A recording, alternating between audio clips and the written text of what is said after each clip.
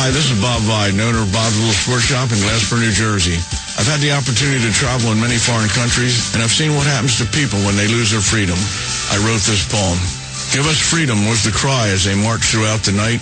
At Concord Bridge in Trenton, for freedom they would fight. To build a nation that would last with peace and liberty, it is a job that's never done if we are to be free. They wrote a declaration to announce that we are free, then a constitution for all the world to see. But this is ink on paper.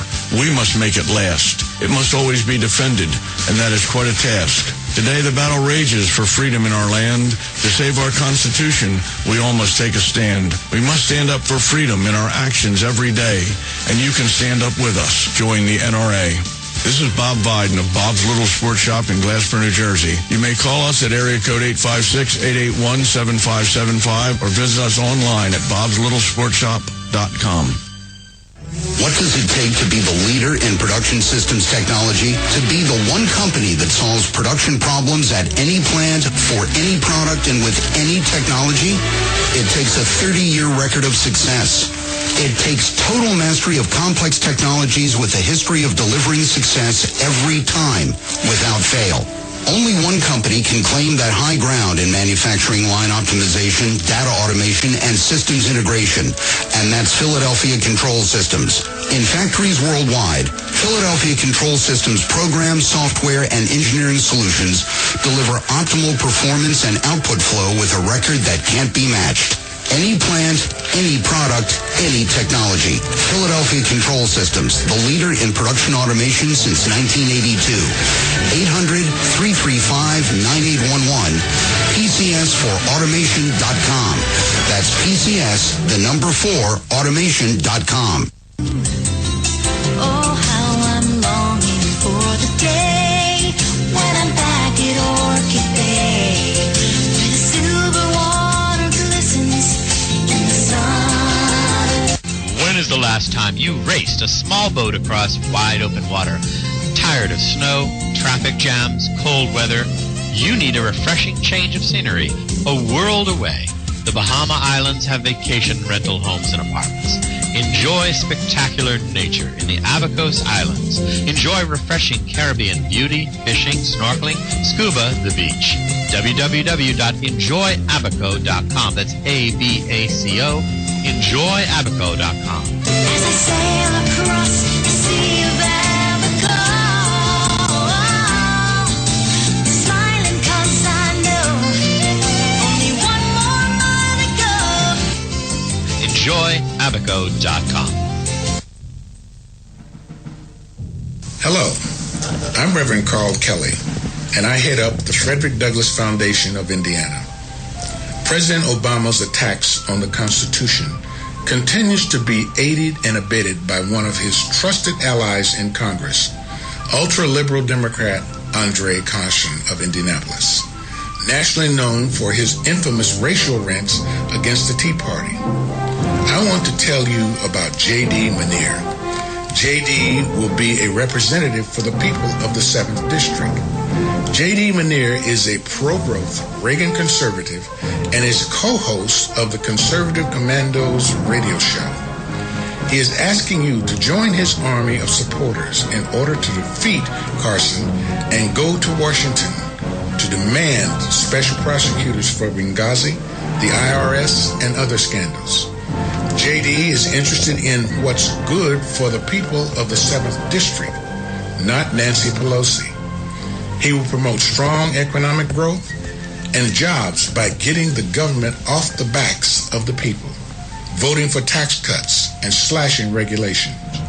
Help elect a pro-life defender of freedom who will strongly support Israel, vote to cut wasteful spending, and battle to repeal Obama's socialist agenda.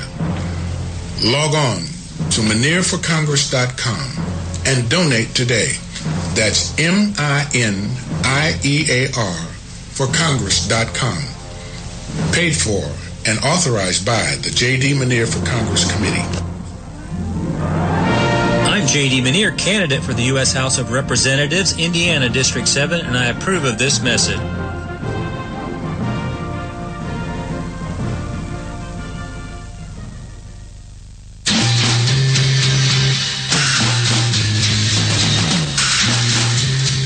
the East Coast to the West Coast and around the world on the Internet. We're coming to you live from the CCRS studios, WNJC 1360 and WIFI 1460. This is the Conservative Commandos radio show with your host, Rick Trader. The Conservative Commandos radio show, where the newsmakers go to be heard. Businessman there, drink my wine. You can call the Conservative Commandos radio show at 856-227-1360. Your opinion counts at 856-227-1360. This is Congressman Alan West, and you're listening to the Conservative Commando Radio Show.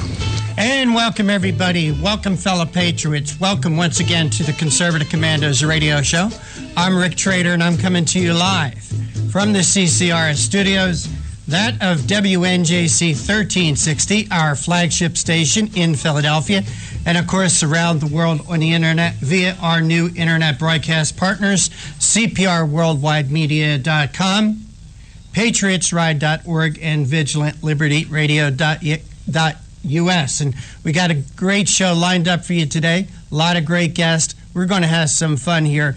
And joining me in the festivities is my co-host du jour, Sharon Angle. Sharon, welcome to the Conservative Commandos Radio Show. Thanks, Rick. It's always a pleasure to be speaking to you from downtown Philadelphia. And we've got a really exciting show today. I think people will be very interested to hear how we talk to Harry Reid about his lies about lies. Yep. And then just our special guests that are coming up. Yes. And before we get into our special guest, Sharon, I want to say a few words about the Fort Hood shooting. Once again, we have a mass shooting in a gun-free zone. This is the second time there has been a shooting at Fort Hood. We had the shooting at the Navy base in Washington. Can anyone see the correlations between these mass shootings and the fact that they happen at gun-free zones? I also blame these shootings on liberalism, modern liberalism, who says, oh, we can't identify people as potential problems because somehow, some way that's going to hurt their self-confidence. Okay? We've got to end this insanity. We have to profile people who are potentially dangerous to protect the rest of us, because surely the government, surely the police departments are not doing that. Governments wants to disarm us, which is going to make the problem worse, because people that commit these mass shootings, if they want a gun, they're going to get a gun. Most of these guns that are used in these tragedies are illegal, or the people that have them are not legally eligible to have them. It's time for us to get smart. So I wanted to get that off my chest, Sharon Angle. Well, I think it's the right thing to do, Rick. We've watched this kind of shooting going on, and especially this Fort Hood shooter, one more time. It would seem that we would get smart about this. If it's happened once, don't you arm yourself so it doesn't happen again? And now we're not arming ourselves for that. We're letting it happen one more time. What does that mean? Does that mean Boston can happen again? Does of course it mean that the Twin Towers can happen again? It possibly What does that mean? That we have no defense? What does that mean? I have no idea, Sharon, but I agree with you. We are not allowed to defend ourselves. And as I says, the government is not allowing us to defend ourselves. The government is not defending us. The police departments are more concerned about running around stopping a 17-year-old with an expired inspection sticker than finding out who is committing crimes, who's buying drugs, who's selling drugs, who's stealing, who's fencing.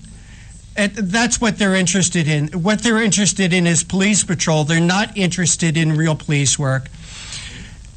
Government wants to disarm us so we can't protect ourselves.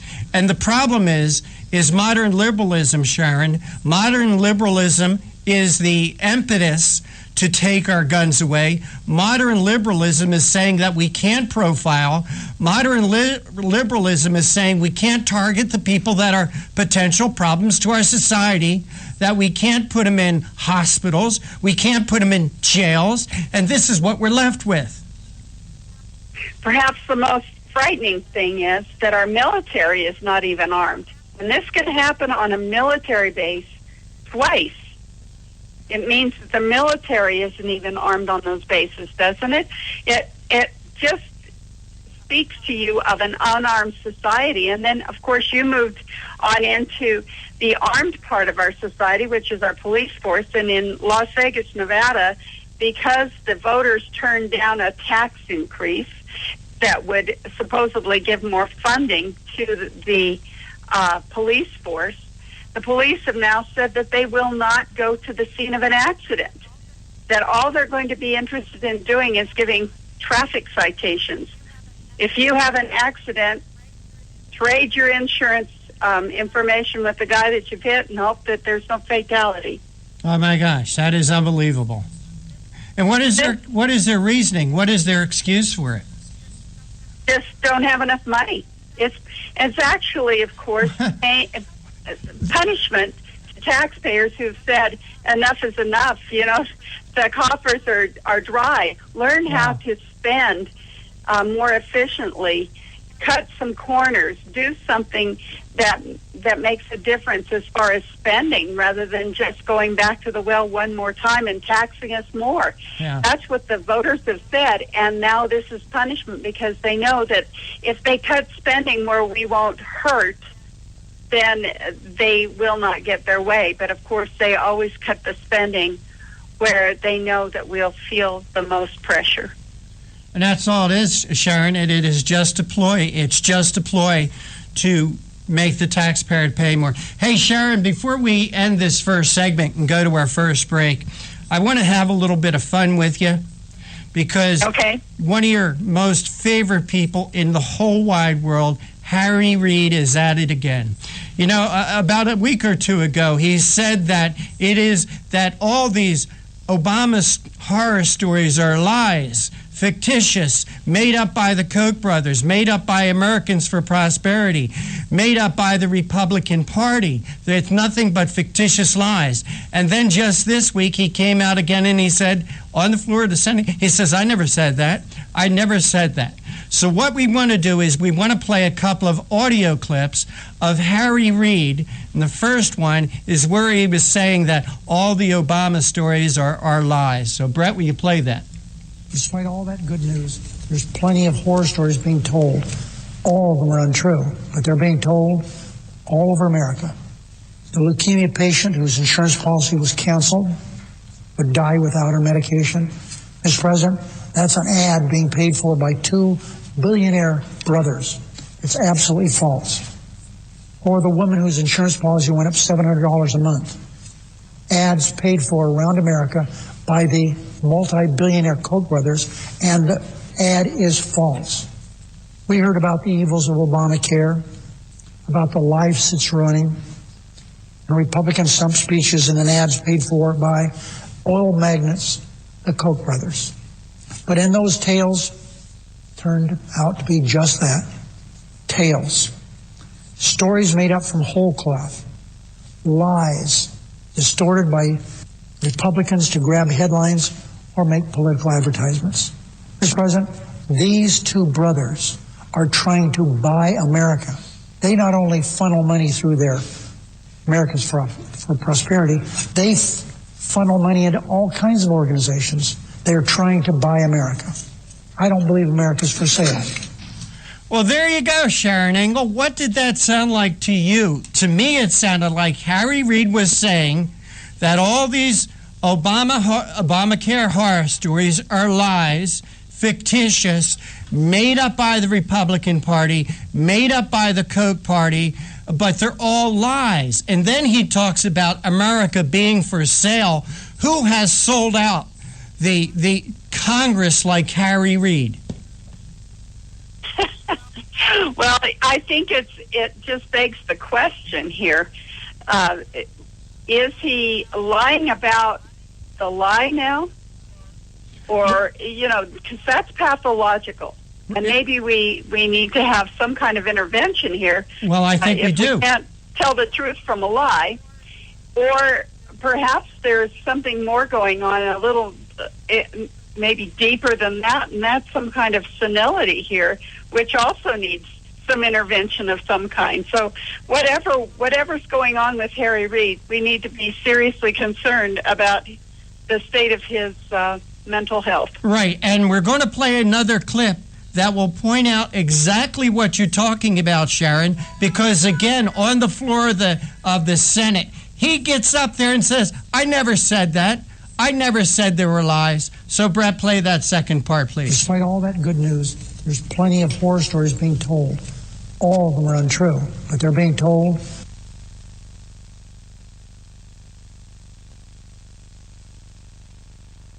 The junior senator from Wyoming has come to the floor several times recently, talking about the fact that examples that he and other Republicans have given dealing with Obamacare, examples that they think are bad, I've called lies.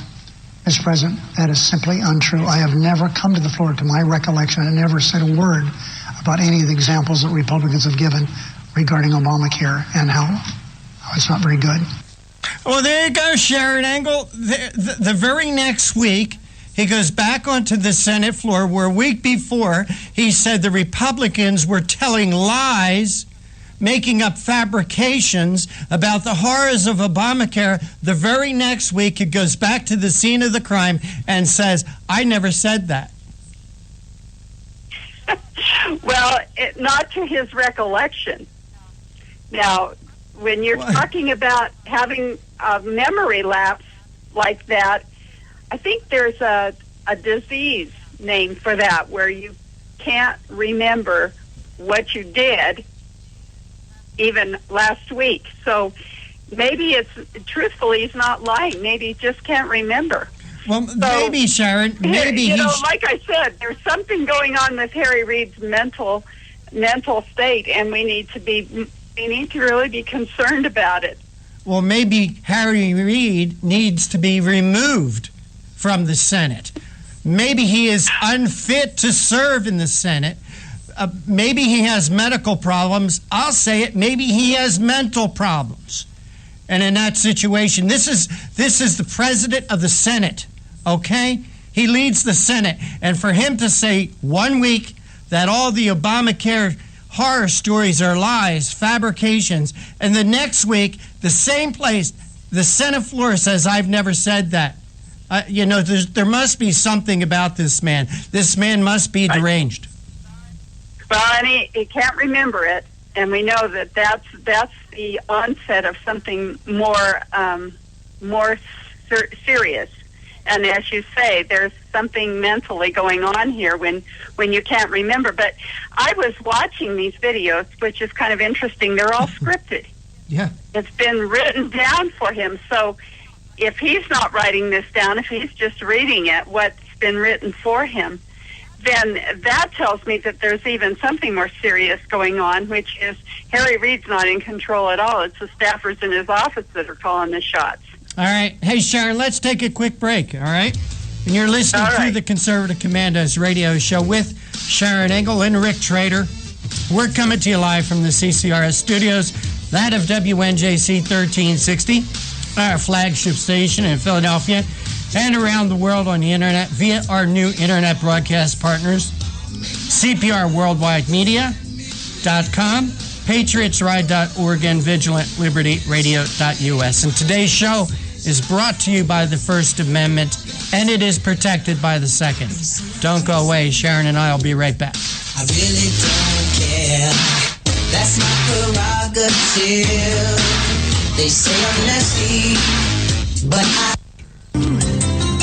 Oh, how I'm longing for the day when I'm back at Orchid Bay, where the silver water glistens in the sun. When is the last time you raced a small boat across wide open water, Tired of snow, traffic jams, cold weather? You need a refreshing change of scenery, a world away. The Bahama Islands have vacation rental homes and apartments. Enjoy spectacular nature in the Abacos Islands. Enjoy refreshing Caribbean beauty, fishing, snorkeling, scuba, the beach.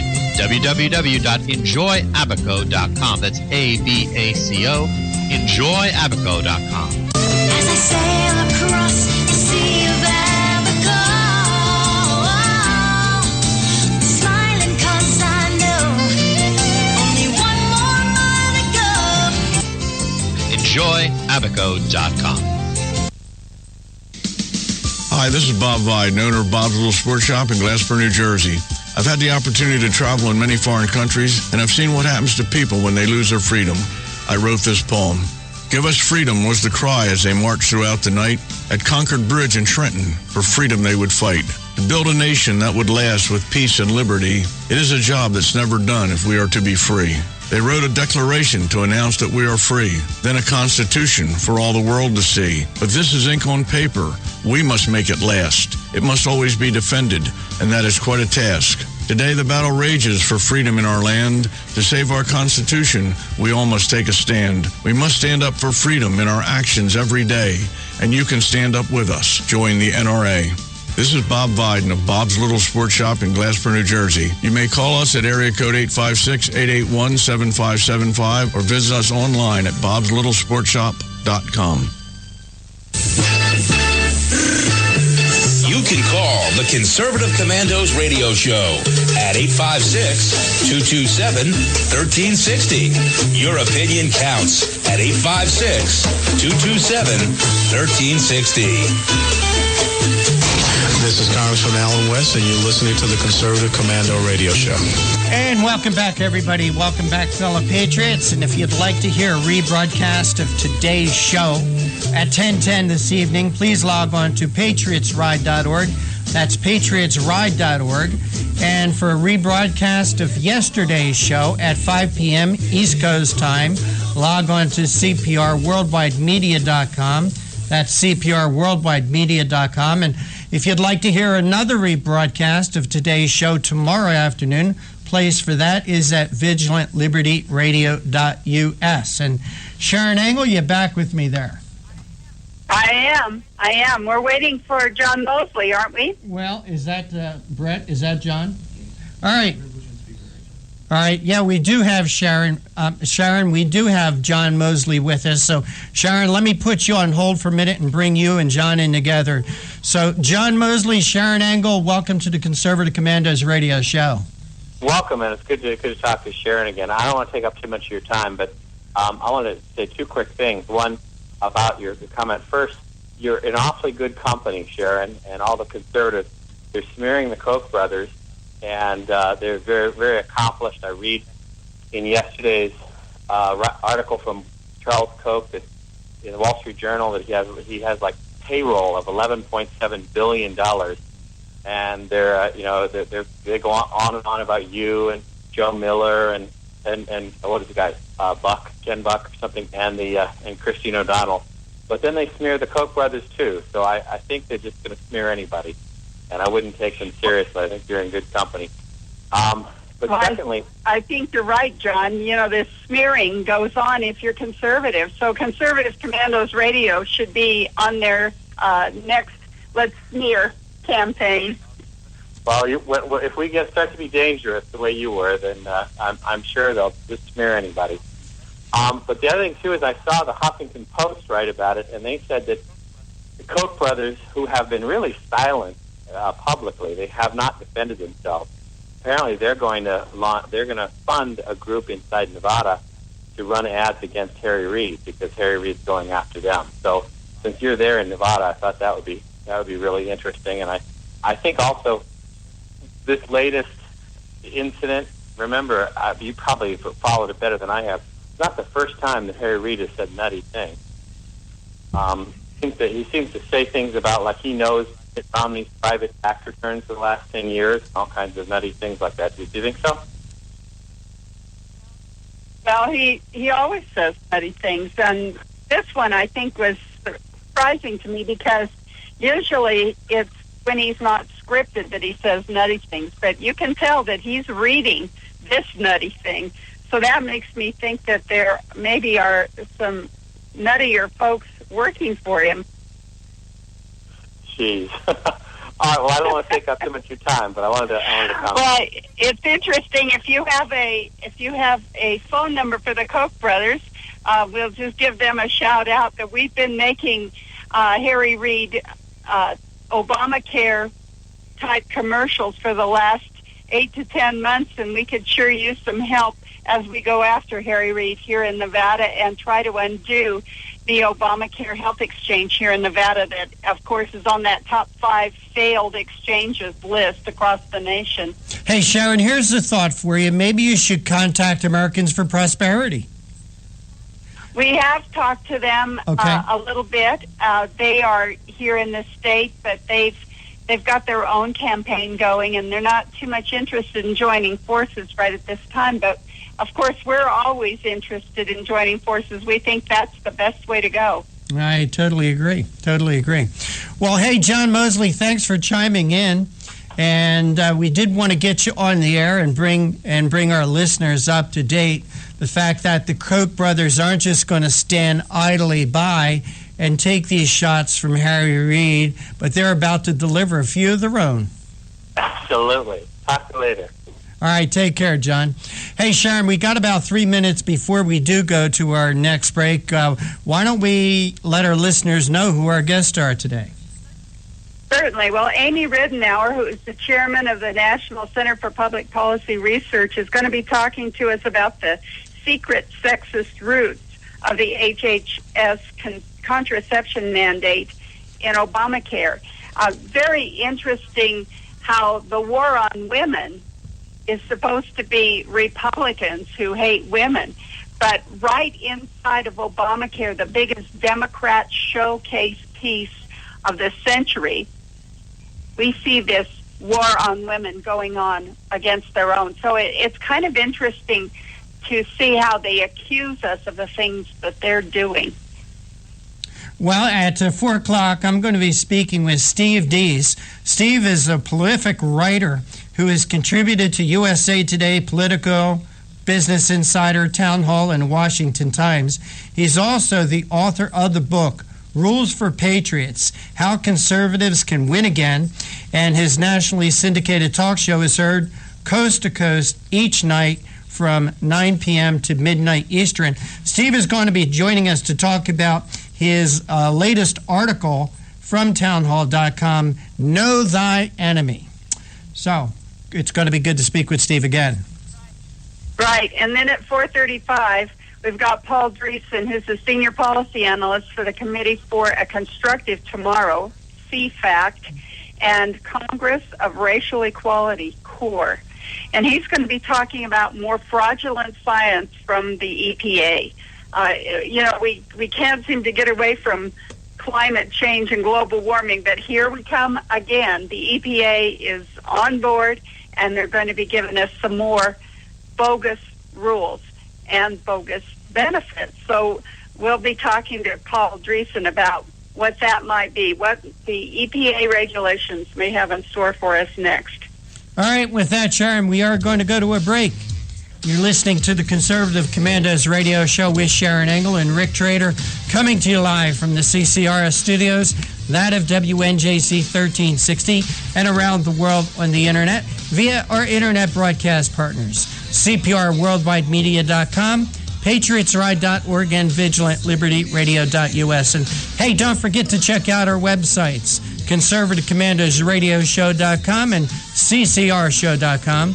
Don't go away. On the other side, Sharon and I are going to be speaking with Amy Ridenour. I really don't care.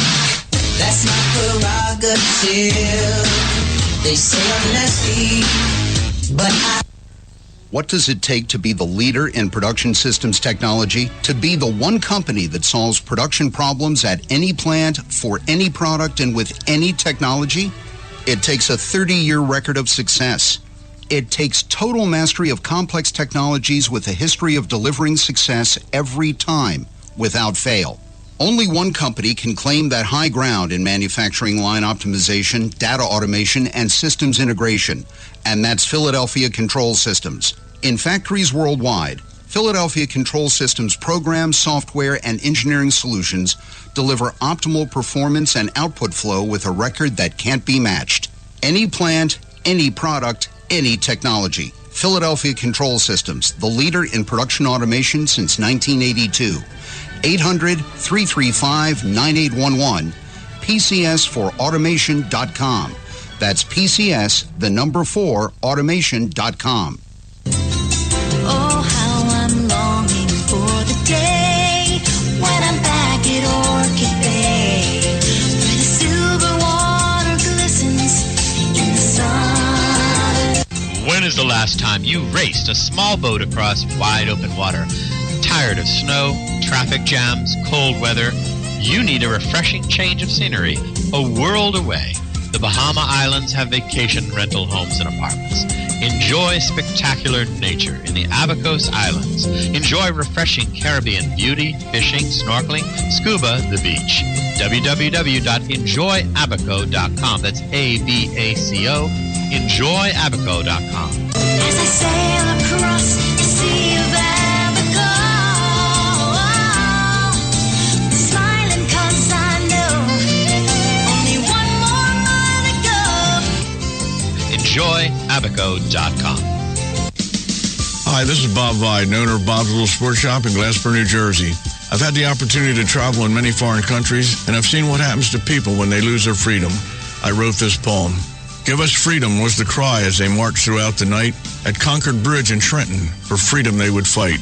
To build a nation that would last with peace and liberty, it is a job that's never done if we are to be free.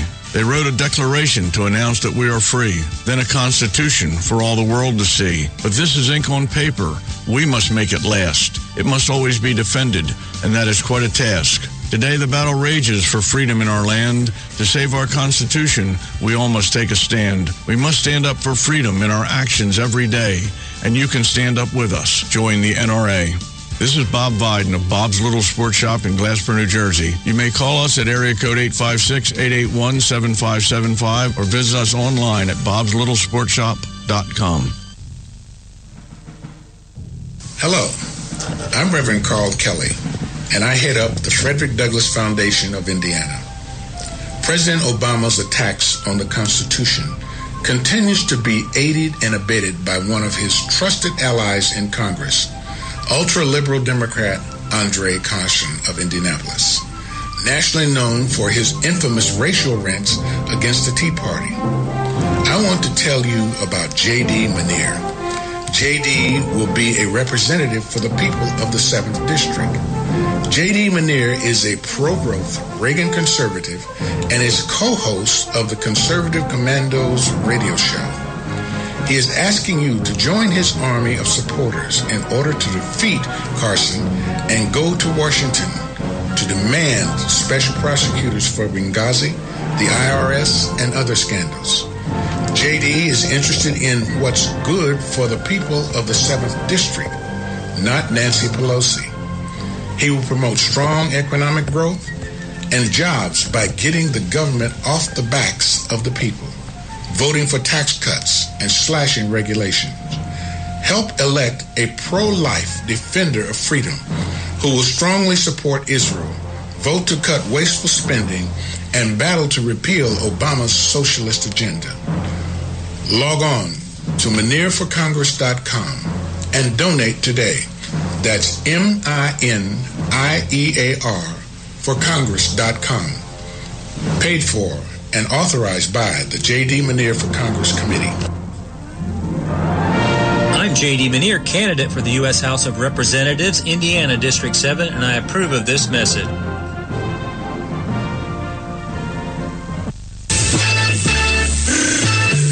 You can call the Conservative Commandos Radio Show at 856-227-1360. Your opinion counts at 856-227-1360. This is Congressman Alan West, and you're listening to the Conservative Commando Radio Show. And welcome back, everybody, and welcome back to the Conservative Commandos Radio Show. And if you'd like to hear a rebroadcast of today's show at 10:10 this evening, East Coast time, log on to patriotsride.org. At 5 p.m. when we end our broadcast, please, if you'd like to hear a rebroadcast of yesterday's show, please log on to cprworldwidemedia.com. And if you'd like to hear a rebroadcast of today's show tomorrow afternoon, place for that is vigilantlibertyradio.us. And Sharon Angle, we do have our next guest with us. Will you please make the introduction? Certainly. Amy Ridenauer is the chairman of the National Center for Public Policy Research. As the founding chief executive officer, she has promoted the conservative perspective on U.S. domestic, foreign, and defense policy issues. Her opinion editorials have been nationally syndicated. Her articles have also been independently published by USA Today, the Sacramento Bee, the Dallas Morning News, the Washington Times, the Los Angeles Daily News, and many others. Amy has served as the guest host on the nationally syndicated Michael Reagan talk show and as a popular guest on radio and television talk shows, appearing on such programs as Politically Incorrect and on several CNN and Fox programs. Amy, welcome to Conservative Commandos Radio Show. I'm very glad to be with you. Well, it's our pleasure to have you here and our honor as well. Now, we've been hearing a lot about the war on women, but this is kind of a new twist, and you're saying in an article that you wrote, The Secret Sexist Roots of the HHS contraception mandate, that there's an agenda in Obamacare.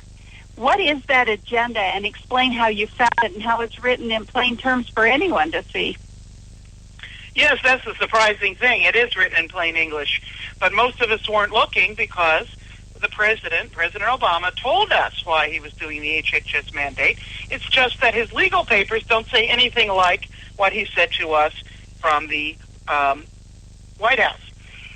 But basically, this is it. Just to remind your listeners, the HHS mandate is the part of Obamacare directed by HHS that says that certain employers, largely big ones, have to provide 20 different forms of birth control and early abortion drugs and devices. This is things like the IUD, Plan B, things like that, that they must provide them for their female employees without a copay.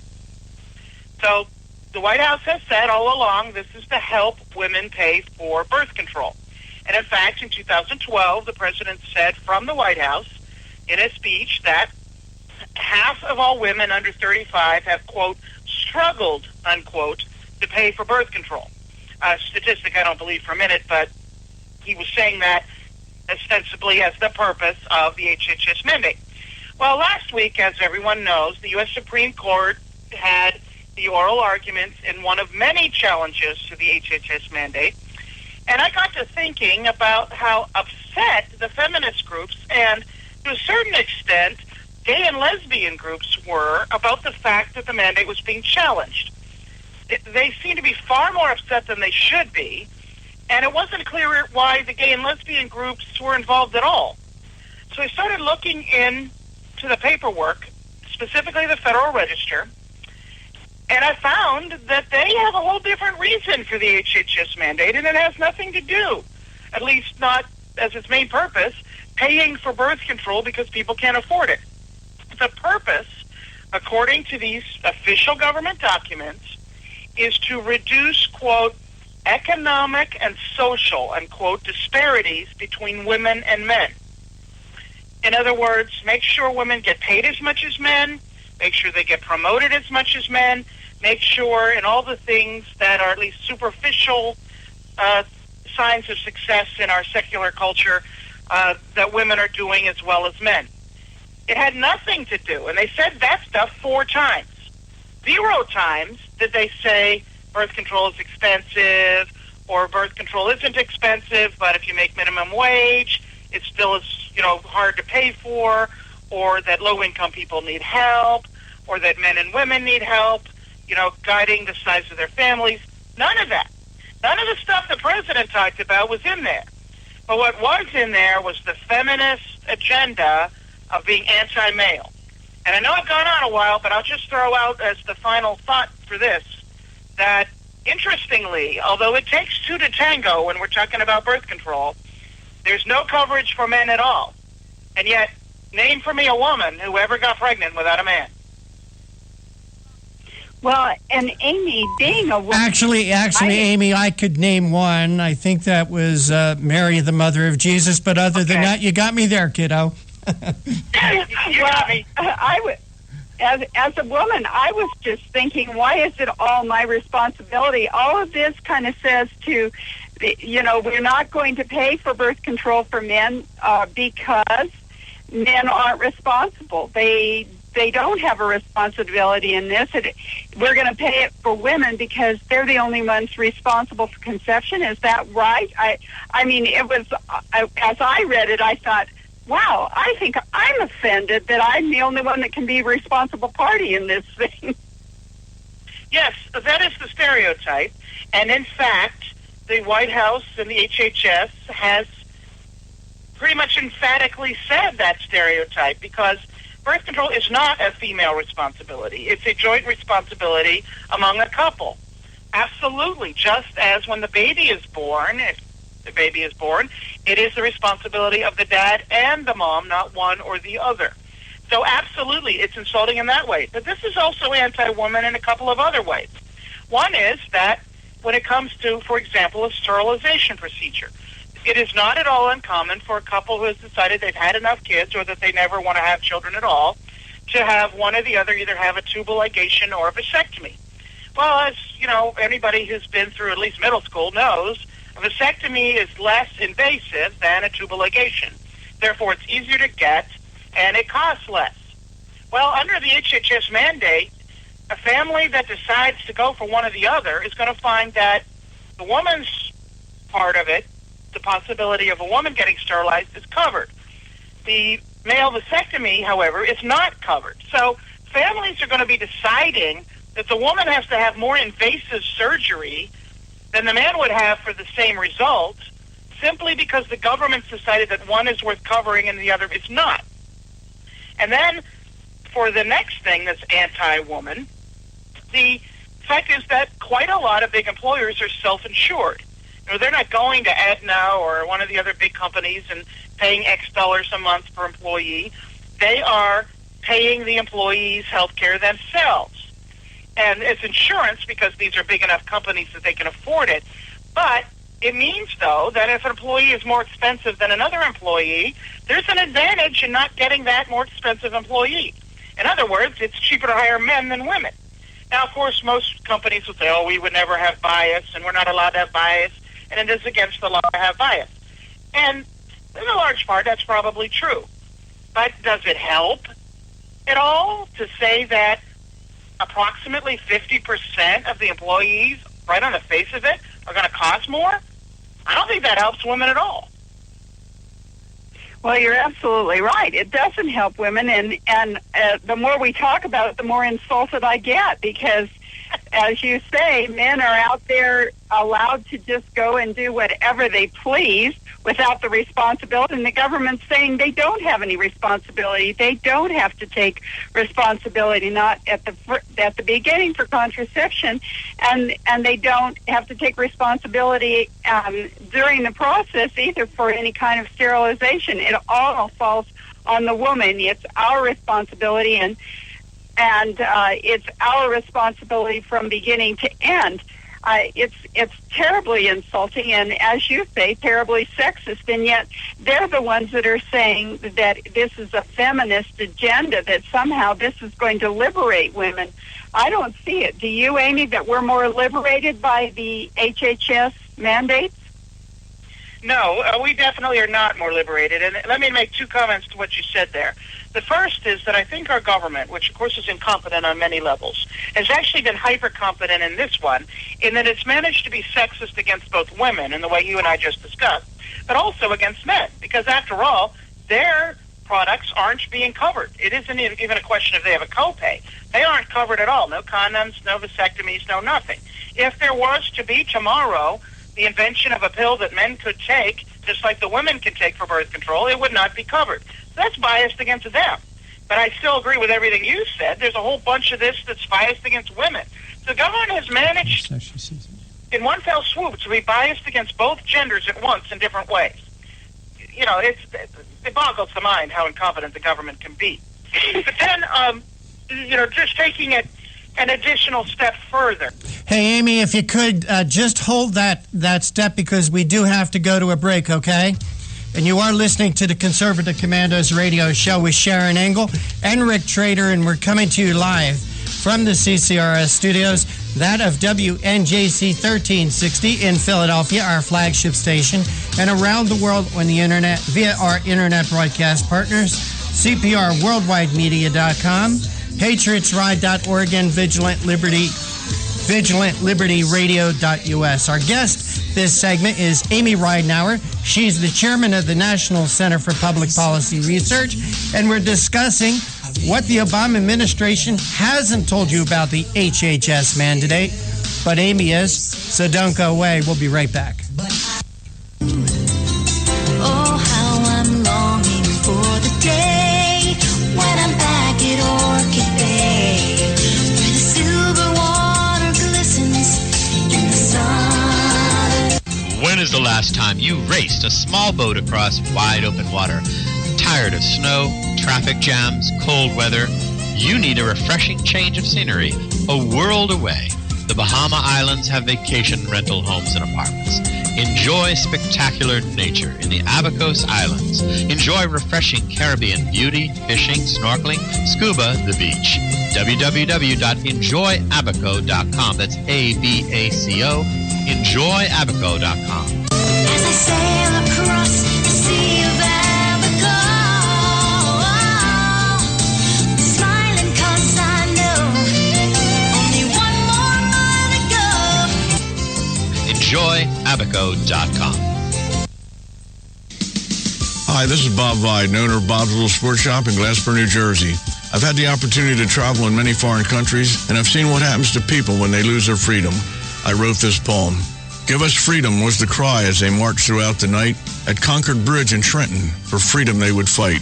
To build a nation that would last with peace and liberty, it is a job that's never done if we are to be free. They wrote a declaration to announce that we are free, then a constitution for all the world to see. But this is ink on paper.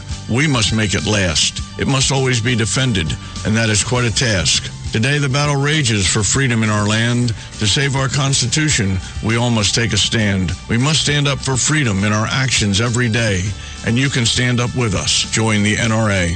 This is Bob Viden of Bob's Little Sports Shop in Glassboro, New Jersey. You may call us at area code 856-881-7575 or visit us online at bobslittle.sportshop.com.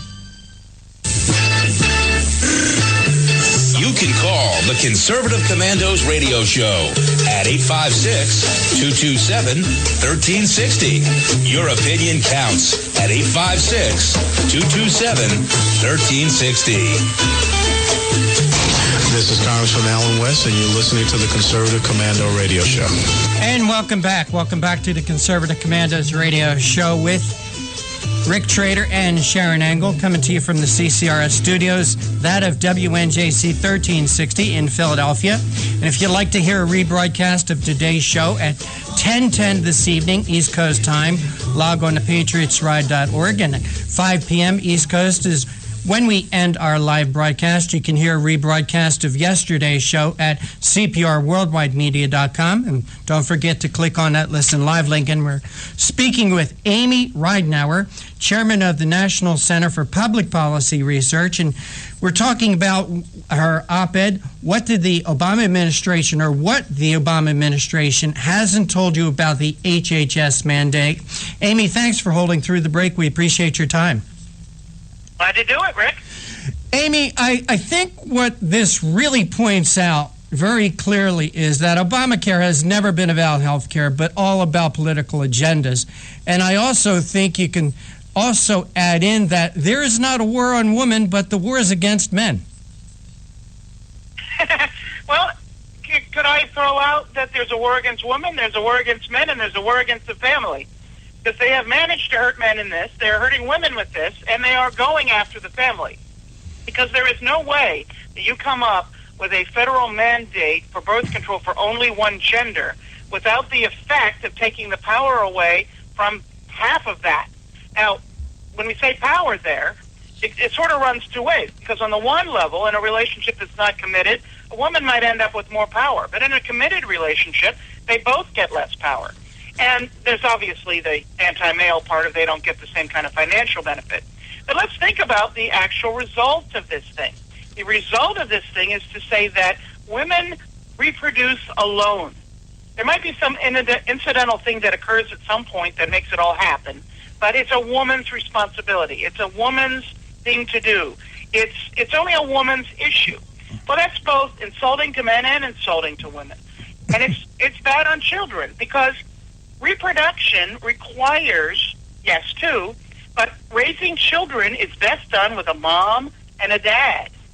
And when you have the government out there with policies that tend to push the moms and the dads apart, to send a message that it's not a joint decision and a joint responsibility, then you are reducing the likelihood that a child will have a mom and a dad at home raising them.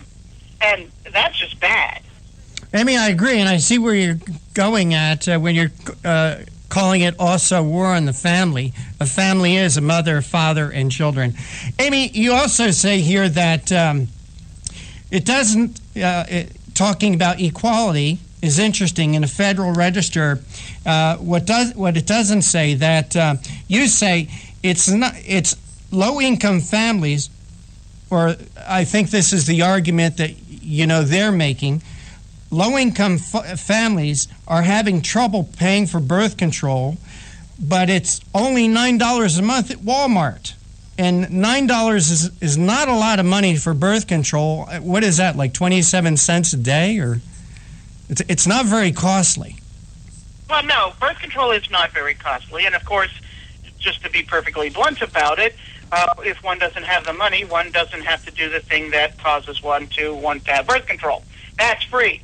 But I'm not trying to say people shouldn't use birth control or that they shouldn't be able to afford it. And we should keep in mind, too, that this is an HHS mandate on employers. So everyone who is subject to getting part of their compensation in birth control instead of in cash has a job. So if you have a job, the $9 a month, if you want the pill, is going to be more affordable than if we're talking about the part of the community that is unemployed. So bottom line is, yes, birth control is affordable. If this really isn't necessary. I mean, if you think about it, and I know many people have made this observation, health insurance is supposed to be for big expenses that are not predictable. Nobody knows who's going to get cancer. Nobody knows if they're going to have a car accident on their way home from work. Nobody knows if they're going to fall down and break their leg in a bad way and need surgery and pins to fix it. And so you buy insurance so that if a big expense comes by, it doesn't ruin the family budget or, hopefully not throw you into bankruptcy. You do not get insurance, however, for anything in your life that is small and predictable. Birth control at $9 a month or even at $50 a month would be small and predictable compared to a car accident. We don't get insurance as to whether or not we're going to want to buy gas for a car. We don't get food insurance. We don't get clothing insurance. We don't get cable TV insurance because these are routine expenses. Likewise, birth control is a routine expense if you're using it at all. And furthermore, people like cash at work. Employers don't give out free money. If they have to give you a birth control pill or a tubal ligation, then that's going to cut into what they're willing to pay you. How many people don't want cash more? Even if you like birth control, you'd still rather have cash. Amy, every time I get into this conversation about the HHS mandate and free birth control, I think about our good old friend Sandra Fluke. And let's just talk about the price of Obamacare. Let's just talk about the deductibles of Obamacare. So taking your figures here, as birth control is $9 a month at Walmart, if my math is correct, that's about $108 a year. So if Sandra Fluke wanted to get a health care plan, the Silver health care plan, to get free birth control, Isn't the deductible like $5,000 a year? Isn't $5,000 a year a whole lot more than 108? Well, that does highlight a hypocrisy of the Obama administration, because Sandra Fluck, if she was to get a health insurance plan on the Obamacare exchange, a silver plan, as you say, she wouldn't be under the HHS mandate, because the HHS mandate covers only the insurance employers have to give their employees. That said, here's the administration putting together a plan for its exchanges that doesn't contain things that private business is forced to give its female employees.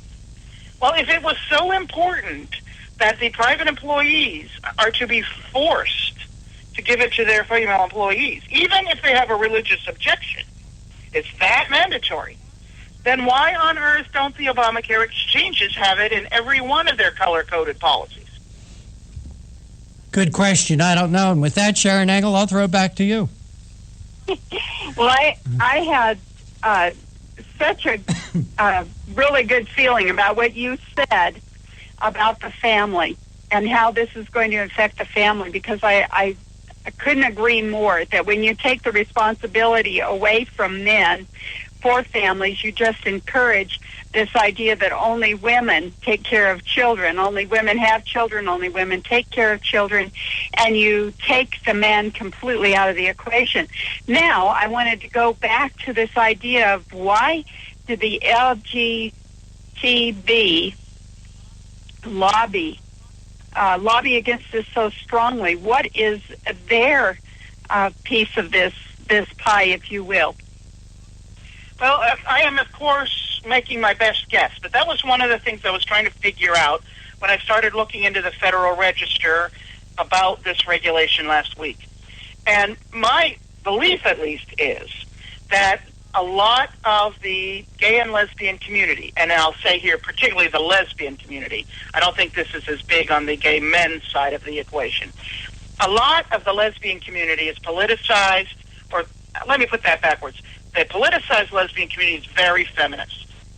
In fact, it's not at all uncommon for someone to decide they're going to be a lesbian because they've gone to women's studies courses, they have become aware that there is in their view, an oppressive patriarchy that is strangling women. And the ultra-feminists believe that culture, society, our government, and our families are all patriarchal, and they're all oppressive against women. And the one way to escape it, at least in part in the family, is to have only two women in the family so you can avoid the male part at all.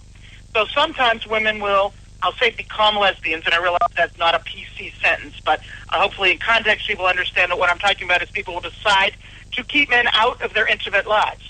Well, if you're doing that and you're a feminist to that degree, yes, you don't need birth control because there's no guy there. But you are such a feminist that when HHS comes up with a regulation, and the regulation's purpose, according to them, in at least quiet, is to reduce power disparities between males and females, well, you're going to be all into that. It's not about the birth control. It's about reducing the power of males relative to the power of females. And the fact that you're a lesbian has nothing to do with it. The fact that you're a feminist has everything to do with it. And that is why, in my opinion, we have seen the gay and lesbian groups take a big interest in the HHS mandate, because there's a large number, and I don't know the numbers, but there is a large number of feminists within that community, and the feminists are very interested. Hey, Amy, right now we're going to have to wrap up. We appreciate your time, but could you tell our listeners where they could go to find out more about your writings and also the National Center for Public Policy Research? Well, you bet. The National Center website is nationalcenter.org, and our blog is conservativeblog.org. Amy Ridenour, always appreciate you, always appreciate other spokespeople from the National Center, and I personally also appreciate Judy Kent. She does such a great job, but thanks for joining us today. Glad to do it. Take care. God bless. We're going to take a break. You're listening to the Conservative Commandos radio show with Sharon Engel and Rick Trader, and don't go away. On the other side, we're going to be back with Steve Deese talking about what Republicans must do to win. What does it take to be the leader in production systems technology? To be the one company that solves production problems at any plant, for any product, and with any technology? It takes a 30-year record of success. It takes total mastery of complex technologies with a history of delivering success every time, without fail. Only one company can claim that high ground in manufacturing line optimization, data automation, and systems integration, and that's Philadelphia Control Systems. In factories worldwide, Philadelphia Control Systems programs, software, and engineering solutions deliver optimal performance and output flow with a record that can't be matched. Any plant, any product, any technology. Philadelphia Control Systems, the leader in production automation since 1982. 800-335-9811, PCS4automation.com. That's PCS, the number 4, automation.com. Oh, how I'm longing for the day when I'm back at Orchid Bay, where the silver water glistens in the sun. When is the last time you raced a small boat across wide open water? Tired of snow, traffic jams, cold weather? You need a refreshing change of scenery, a world away. The Bahama Islands have vacation rental homes and apartments. Enjoy spectacular nature in the Abacos Islands. Enjoy refreshing Caribbean beauty, fishing, snorkeling, scuba, the beach. www.enjoyabaco.com. That's ABACO. Enjoyabaco.com. As I sail across the sea of Abaco, smiling 'cause I know only one more mile to go. Enjoyabaco.com. Hi, this is Bob Viden, owner of Bob's Little Sports Shop in Glasper, New Jersey. I've had the opportunity to travel in many foreign countries, and I've seen what happens to people when they lose their freedom. I wrote this poem. Give us freedom was the cry as they marched throughout the night. At Concord Bridge in Trenton, for freedom they would fight. To build a nation that would last with peace and liberty, it is a job that's never done if we are to be free. They wrote a declaration to announce that we are free, then a constitution for all the world to see. But this is ink on paper. We must make it last. It must always be defended, and that is quite a task. Today, the battle rages for freedom in our land. To save our Constitution, we all must take a stand. We must stand up for freedom in our actions every day, and you can stand up with us. Join the NRA. This is Bob Viden of Bob's Little Sports Shop in Glasper, New Jersey. You may call us at area code 856-881-7575 or visit us online at bobslittlesportshop.com. Hello, I'm Reverend Carl Kelly, and I head up the Frederick Douglass Foundation of Indiana. President Obama's attacks on the Constitution continues to be aided and abetted by one of his trusted allies in Congress, ultra-liberal Democrat Andre Carson of Indianapolis, nationally known for his infamous racial rants against the Tea Party. I want to tell you about J.D. Manier. J.D. will be a representative for the people of the 7th District. J.D. Manier is a pro-growth Reagan conservative and is co-host of the conservative Commandos Radio show. He is asking you to join his army of supporters in order to defeat Carson and go to Washington to demand special prosecutors for Benghazi, the IRS, and other scandals. J.D. is interested in what's good for the people of the 7th District, not Nancy Pelosi. He will promote strong economic growth and jobs by getting the government off the backs of the people, voting for tax cuts and slashing regulations. Help elect a pro-life defender of freedom who will strongly support Israel, vote to cut wasteful spending, and battle to repeal Obama's socialist agenda. Log on to ManierForCongress.com and donate today. That's MINIEAR for Congress.com. Paid for and authorized by the J.D. Manier for Congress Committee. I'm J.D. Manier, candidate for the U.S. House of Representatives, Indiana District 7, and I approve of this message.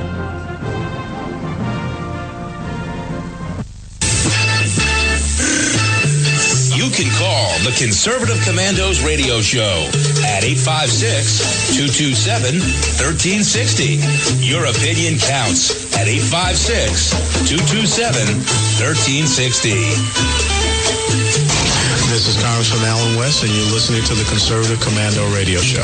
And welcome back to the Conservative Commandos Radio Show with Sharon Engel and Rick Trader. And program note, if you'd like to hear a rebroadcast of today's show at 10:10 this evening, East Coast time, log on to patriotsride.org.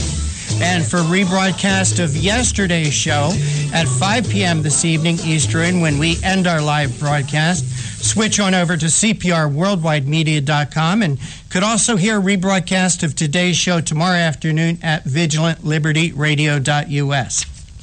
And our next guest is Steve Deese. Steve is a prolific writer and has contributed to USA Today, Politico, Business Insider, Town Hall, The Washington Times, and he is the author of the most recent book, Rules for Patriots, How Conservatives Can Win Again.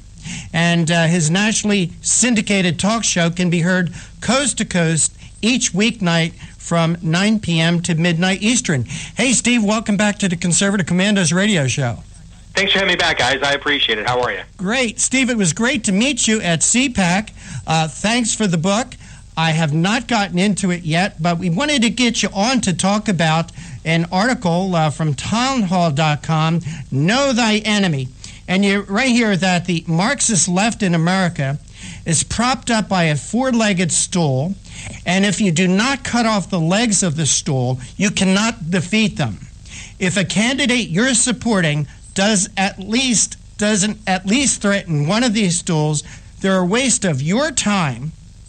And if you're supporting a candidate that enables any of these four stools, you're supporting your opponent. Now, Steve, correct me, but I believe these are from your book, Rules for Patriots, and it's part of your list of 10 commandments of political welfare. Is that correct? That is correct. And the part of the book that you are referencing comes from the introduction. The book starts off with why we lose, because Republicans lost the 2012 election for almost none of the reasons that audiences like yours are really being propagandized. It had almost nothing to do with the Hispanic vote, had almost nothing to do with independence. It had nothing really to do with what happened in that election. And so the introduction of the book, Rules for Patriots, How Conservatives Can Win Again, goes through the actual numbers from the election, documents everything, what actually happened there, and then we talk about who really is the opposition, who really is the opponent. And it's not just Democrats, or it's not just rhinos, or it's not just Republicrats. It's more complicated than that. And really in any war. And that's really, you have an aptly named show, Conservative Commandos, because this is a war.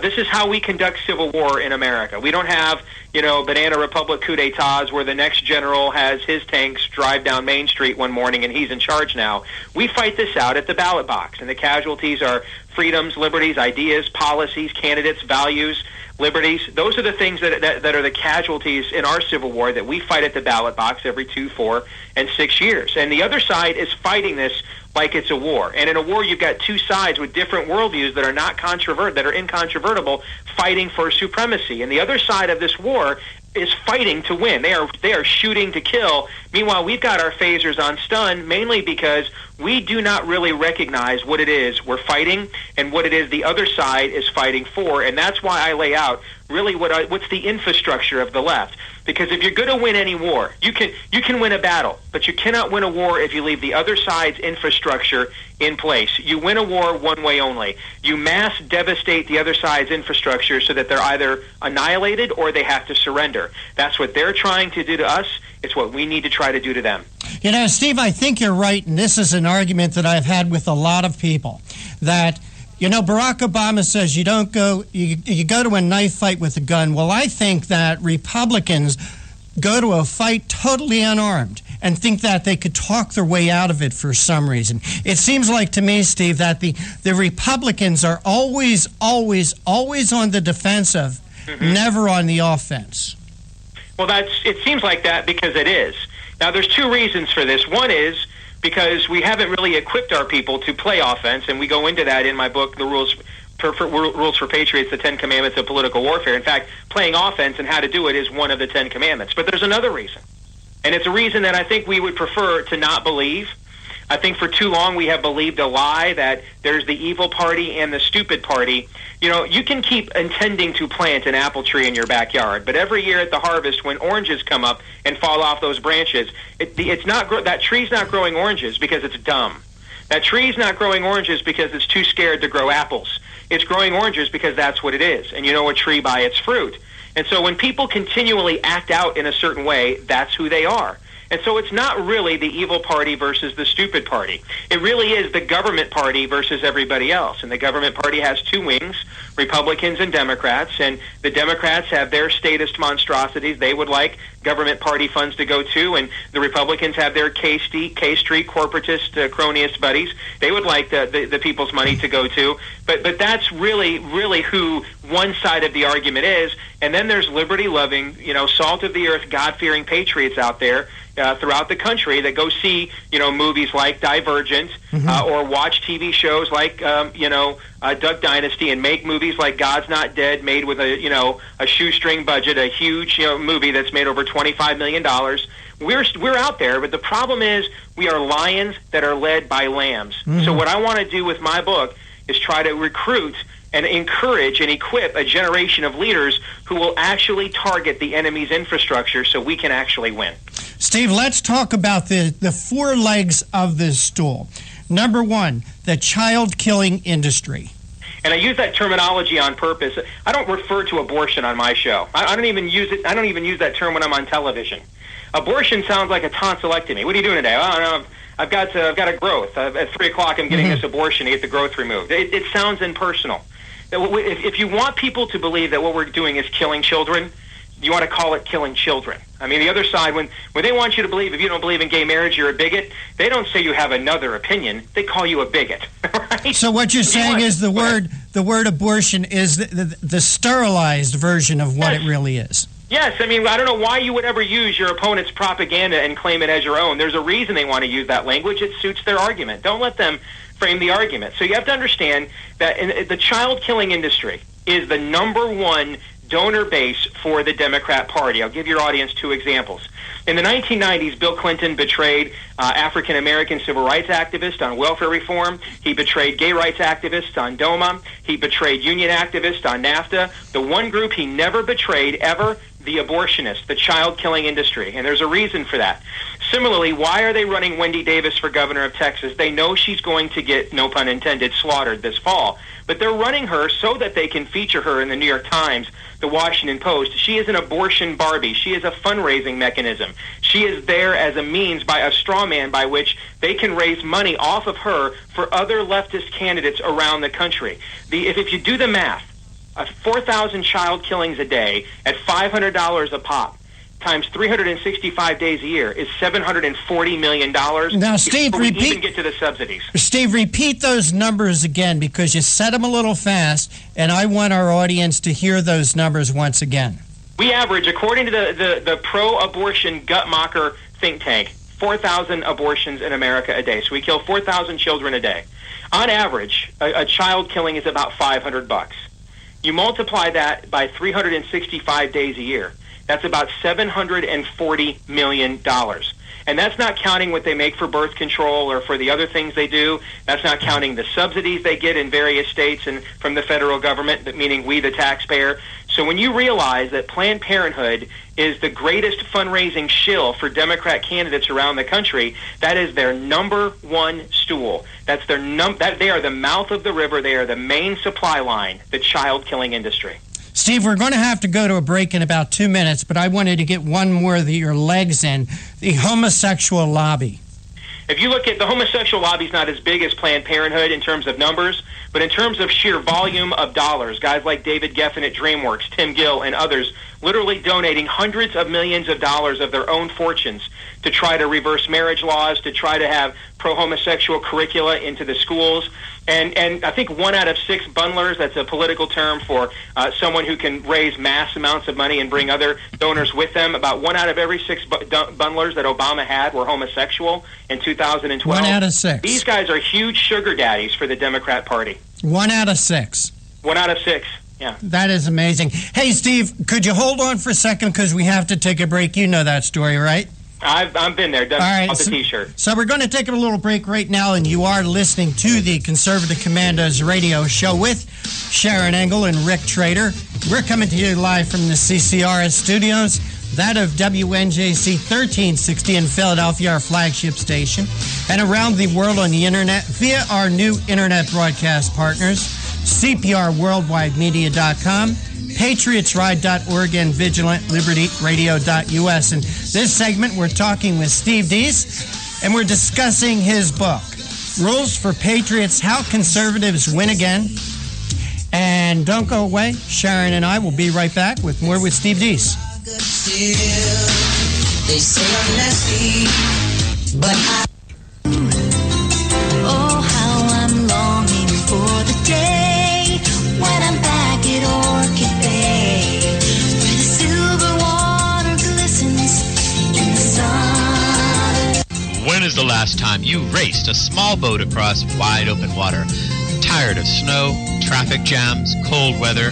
You need a refreshing change of scenery, a world away. The Bahama Islands have vacation rental homes and apartments. Enjoy spectacular nature in the Abacos Islands. Enjoy refreshing Caribbean beauty, fishing, snorkeling, scuba, the beach. www.enjoyabaco.com. That's ABACO. Enjoyabaco.com. As I sail across the sea of Abaco, smiling 'cause I know only one more mile to go. Enjoyabaco.com. Hi, this is Bob Viden, owner of Bob's Little Sports Shop in Glassboro, New Jersey. I've had the opportunity to travel in many foreign countries, and I've seen what happens to people when they lose their freedom. I wrote this poem. Give us freedom was the cry as they marched throughout the night. At Concord Bridge in Trenton, for freedom they would fight. To build a nation that would last with peace and liberty, it is a job that's never done if we are to be free. They wrote a declaration to announce that we are free, then a constitution for all the world to see. But this is ink on paper. We must make it last. It must always be defended, and that is quite a task. Today the battle rages for freedom in our land. To save our Constitution, we all must take a stand. We must stand up for freedom in our actions every day, and you can stand up with us. Join the NRA. This is Bob Viden of Bob's Little Sports Shop in Glassboro, New Jersey. You may call us at area code 856-881-7575 or visit us online at bobslittle.sportshop.com. You can call the Conservative Commandos radio show at 856-227-1360. Your opinion counts at 856-227-1360. This is Congressman Alan West, and you're listening to the Conservative Commando radio show. You are listening to Conservative Commandos radio show with Sharon Engel and Rick Trader.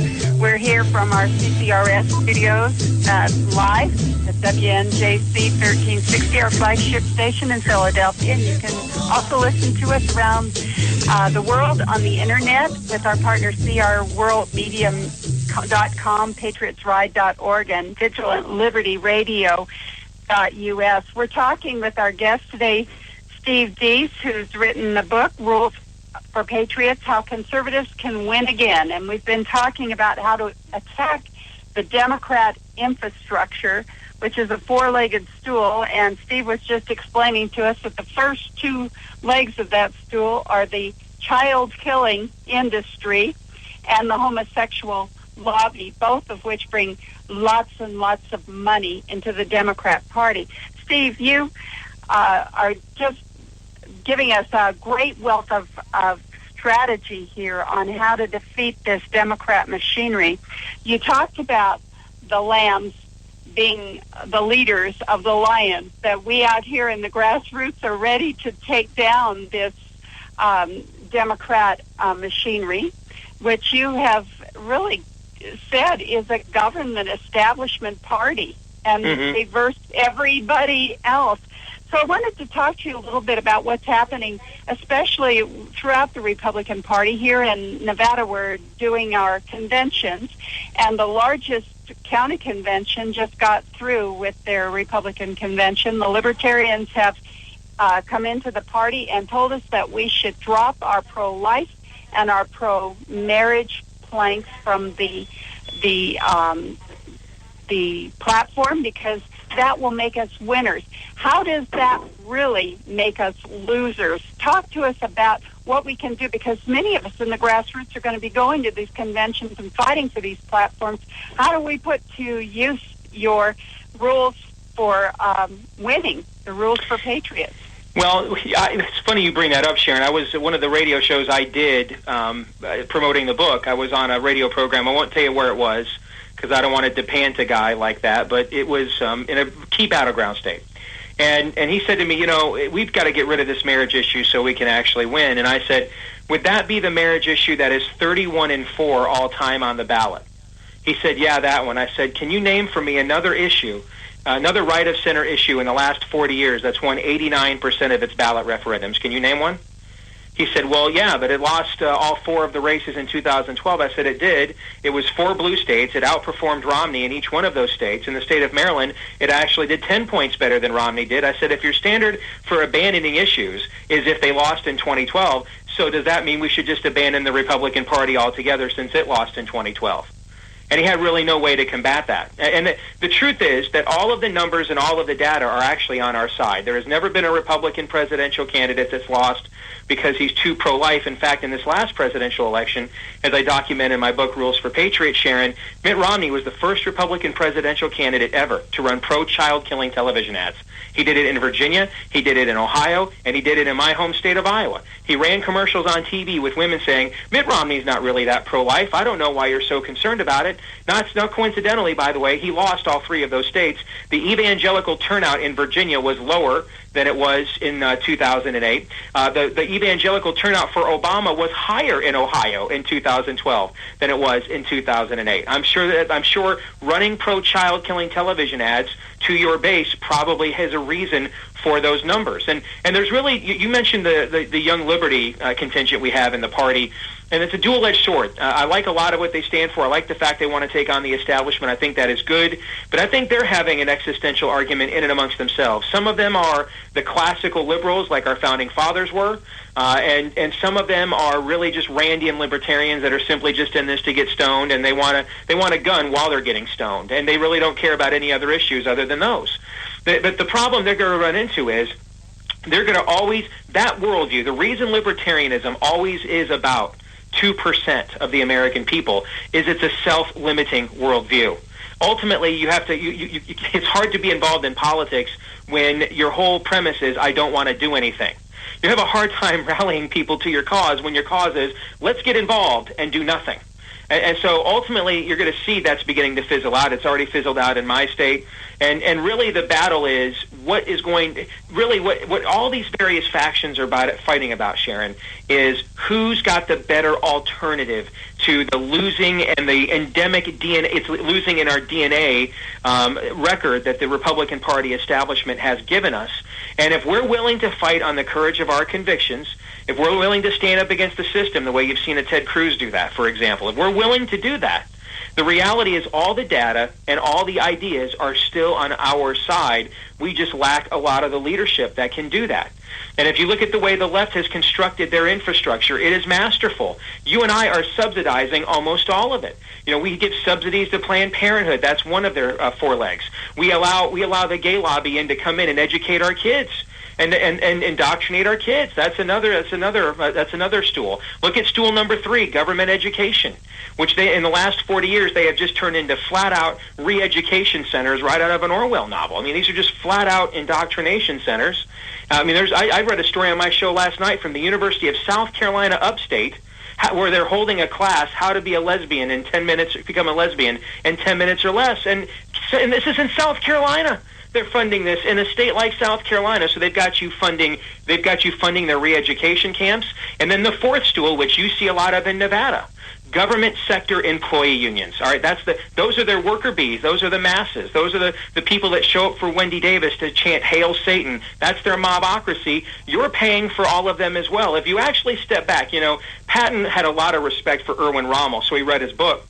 And that's how he figured out how to beat him. And there are reports in history of Patton yelling at Rommel on the battlefield, "I read your book. I read your book. I know what you're going to do." All right. And if you really look back at what the other side has done here, they've actually masterfully realized the way they can compensate for the fact they are tremendously outnumbered is to get the idiots running their opposition to actually fund their schemes for them through intimidation and code language. And they have masterfully done it. And unless we replace the leadership we have, nothing will change, no matter how solidly conservative we are in the base. Wow, you said a mouthful. Now, how do we replace that? So you call them the lambs. Reagan called them the rabbits. How do we get the bunnies out of Congress and start getting some tigers, as Reagan said? Well, we have to start making some really tough decisions. A good friend of mine is Daniel Horowitz. He's with the Madison Project. They're one of those groups that is out there recruiting candidates like Chris McDaniel to run against Thad Cochran. And by the way, if I could interrupt for a minute, Steve, we had him as a guest on yesterday. Oh, you did? Yes. Okay. Yeah. And one of the conversations that Daniel and I are having is if these guys still win the primary, what do we do? I mean, if you look at, I've got a story up on my website today at stevedeace.com. If you look at who is in line to become the Republican Senate leadership next year, if the GOP captures the Senate this year, which I think they will, the reality is you're almost better off with the Democrats in charge, because then you could have them do all the same stuff and blame them for it. So I think we've got to have a real question about how we're going to conduct our affairs. Is it as simple as we still vote for every Republican and get rid of as many Democrats as we want? I won't tell you who it is, but it would be a name you would know. While I was at CPAC last month, I met with a guy who's one of the founding fathers of the conservative movement, and he and I just sat down and had a conversation for about a half hour privately. And I heard him literally say, he verbalized, "I am not a Republican anymore. I am a conservative who is operating within the framework of the Republican Party. I work as hard as I can to get principled conservatives through primaries, and if they don't, my election isn't in November, it's the next primary." And I was kind of stunned to hear him say this, because he's one of the most respected and revered founding fathers of the conservative movement. But I think you're going to see a lot more conservatives come to similar conclusions that really my life isn't any better if it's Ditch McConnell running the Senate or Harry Reid. Nothing really changes. I mean, I'm still going to get debt ceiling increases, and I'm still going to get the largest tax increase in 20 years. So what does it really matter? I think for right now, though, we've got to spend every last resource we can trying to get as many wacko birds through the primary process as we can, and then elected. Well, now, many people think that that's the reasoning that we should have a third-party movement. What's your reasoning to stay within the Republican Party and fight like that conservative leader is? Well, because I think we're heading towards a third-party movement. Whether you are in for one or not, there was a situation that happened out in York, Pennsylvania 2 weeks ago where a small business owner won a write-in campaign for a state Senate race that had 11,000 votes cast, so this wasn't some rinky-dink race. He had 11,000 votes cast. He ran as a write-in. He got almost 50% running as a Tea Party self-identified write-in candidate, and the Republican and the Democrat split the other 50%. I think that is a warning shot of where we are heading, but it's going to have to happen organically, spontaneous combustion, because the process, it's the ballot access. The Constitution Party is the largest third party in America. I think they were on the ballot in about 38 states in 2012. The Libertarian Party can't get on the ballot in all 50 states. The parties really colluded after Ross Perot to make it really difficult to get ballot access in all 50 states. It's incredibly expensive. It's why Michael Bloomberg didn't run as an independent for president a few years ago, because he was going to probably spend $50 to $100 million to get on the ballot before he even started a campaign. Hey, Steve, I'm sorry to interrupt you, but we're up against a hard break, and I want to give you a little bit of time to tell our audience where they could listen to your show and where they could buy your book. I appreciate that. Just go to my website at stevedeace.com. It's DEACE. DEACE, and Rules for Patriots should be available everywhere, but if you want to buy it at Amazon.com, that would probably be best for me. Steve, thank you so much for joining us on the Conservative Commandos Radio Show, and let's make this a regular little gig, all right, buddy? I appreciate it, man. Thank you. All right, take care. God bless. And with that, Sharon, we're going to have to go to a break. I mean, time flies. I can't believe we're going to be starting our last half hour in the next segment. You're listening to the Conservative Commandos Radio Show with Sharon Engel and Rick Trader, and we're coming to you from the CCRS studios, that of WNJC 1360, our flagship station in Philadelphia, Pennsylvania, and of course around the world on the internet via our internet broadcast partners, CPRWorldwideMedia.com, PatriotsRide.org, and VigilantLibertyRadio.us. Please don't go away. On the other side, we're going to be speaking with Paul Dreesen, Senior Policy Analyst for the Committee for a Constructive Tomorrow. Don't go away. We'll be right back. What does it take to be the leader in production systems technology? To be the one company that solves production problems at any plant, for any product, and with any technology? It takes a 30-year record of success. It takes total mastery of complex technologies with a history of delivering success every time, without fail. Only one company can claim that high ground in manufacturing line optimization, data automation, and systems integration, and that's Philadelphia Control Systems. In factories worldwide, Philadelphia Control Systems programs, software, and engineering solutions deliver optimal performance and output flow with a record that can't be matched. Any plant, any product, any technology. Philadelphia Control Systems, the leader in production automation since 1982. 800-335-9811, PCS4automation.com. That's PCS, the number 4, automation.com. Oh, how I'm longing for the day when I'm back at Orchid Bay, where the silver water glistens in the sun. When is the last time you raced a small boat across wide open water? Tired of snow, traffic jams, cold weather? You need a refreshing change of scenery, a world away. The Bahama Islands have vacation rental homes and apartments. Enjoy spectacular nature in the Abacos Islands. Enjoy refreshing Caribbean beauty, fishing, snorkeling, scuba, the beach. www.enjoyabaco.com. That's ABACO. Enjoyabaco.com. As I sail across the sea of Abaco, smiling 'cause I know only one more mile to go. Enjoyabaco.com. Hi, this is Bob Viden, owner of Bob's Little Sports Shop in Glassboro, New Jersey. I've had the opportunity to travel in many foreign countries, and I've seen what happens to people when they lose their freedom. I wrote this poem. Give us freedom was the cry as they marched throughout the night. At Concord Bridge in Trenton, for freedom they would fight. To build a nation that would last with peace and liberty, it is a job that's never done if we are to be free. They wrote a declaration to announce that we are free, then a constitution for all the world to see. But this is ink on paper. We must make it last. It must always be defended, and that is quite a task. Today the battle rages for freedom in our land. To save our Constitution, we all must take a stand. We must stand up for freedom in our actions every day, and you can stand up with us. Join the NRA. This is Bob Viden of Bob's Little Sports Shop in Glassboro, New Jersey. You may call us at area code 856-881-7575 or visit us online at bobslittlesportshop.com.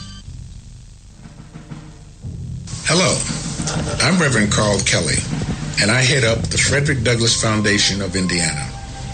President Obama's attacks on the Constitution continues to be aided and abetted by one of his trusted allies in Congress, ultra-liberal Democrat Andre Caution of Indianapolis, nationally known for his infamous racial rants against the Tea Party. I want to tell you about J.D. Manier. J.D. will be a representative for the people of the 7th District. J.D. Manier is a pro-growth Reagan conservative and is co-host of the Conservative Commandos Radio Show. He is asking you to join his army of supporters in order to defeat Carson and go to Washington to demand special prosecutors for Benghazi, the IRS, and other scandals. JD is interested in what's good for the people of the 7th District, not Nancy Pelosi.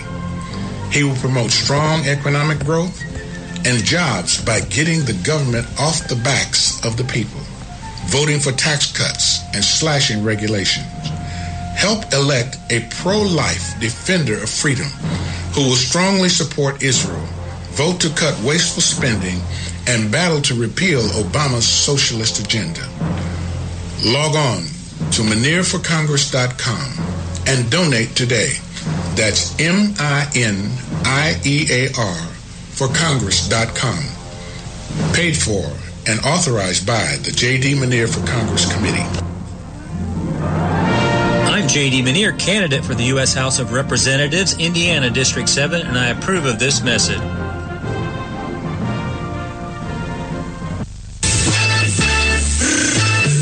You can call the Conservative Commandos radio show at 856-227-1360. Your opinion counts at 856-227-1360. This is Congressman Alan West, and you're listening to the Conservative Commando Radio Show.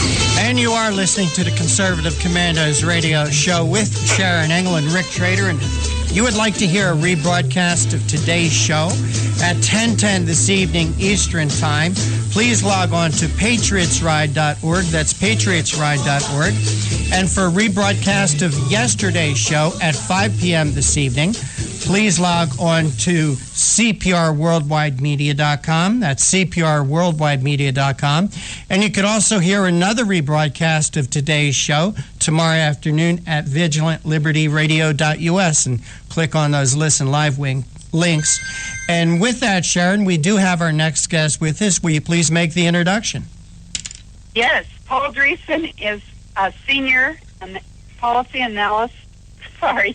Is a senior policy analyst for the Committee for Conservative Tomorrow, CFAC, and Congress of Racial Equality Corps, public policy institutes that promote environmental stewardship, the enhancement of human health and welfare, and personal liberties and civil rights. He writes and speaks frequently on the environment, energy, and economic development, malaria eradication, climate change, human rights, corporate social responsibility, and sustainable development. His articles have appeared in the Wall Street Journal, Washington Times, Investors Business Daily, New York Post, Houston Chronicle, and others, and, of course, many magazines and on news and opinion websites throughout the United States, Canada, Germany, and other countries. His latest book is Eco-Imperialism, Green Power versus Black Death. Paul, welcome to the Conservative Commandos Radio Show. Thank you for having me. Well, it's our pleasure, as always, to have you, Paul. You've written an article, Most Fraudulent Science from the EPA, and it's about their latest regulation on gasoline. Can you kind of explain the latest regulation? Well, the latest regulation is just one of over 1,900 regulations that the EPA has promulgated and imposed since President Obama took office. This one, they call Tier 3 because it's the third level of sulfur reduction regulations for gasoline. And it's going to reduce the allowable sulfur emissions and content for gasoline from 30 parts per million down to 10 parts per million, and this is on top of a drop over the last few years from 300 parts per million to 10 parts per million.